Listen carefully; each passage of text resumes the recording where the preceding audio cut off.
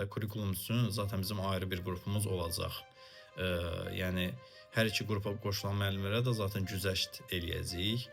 O məqsəd yəni orada o deyil. Tarix sualları isə kifayət qədər çox sxemlər olur. Bütün sınaqlarda minimal 8 xəritə tətbiq olunur. Yəni işləmisinizsə görmüsünüz. Sualların içində bayağı düşündürücü, vaxt aparan suallar olur. Yəni belə deyim də, rahat oturub yaza biləcəyi suallardan deyil də, bayağı düşünməli, nizamikdə vaxt aparan suallar varsa, orada da elə suallar olur.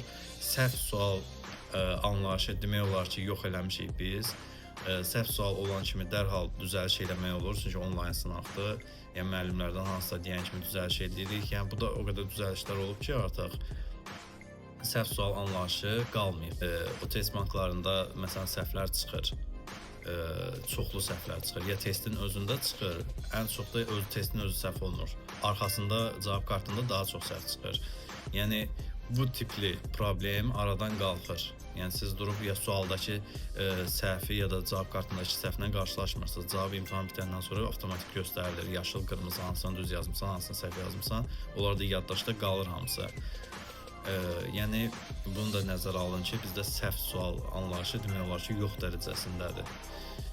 Bu da müəllimləri ən çox narahat edən şeylərdən biridir. Səhv sual olanda cavab çıxmır, adam çətinlik çəkir. Hətta bəzən o qədər çətin suallar olur ki, müəllimlər düşünür səhvdir, amma əslində səhv deyil.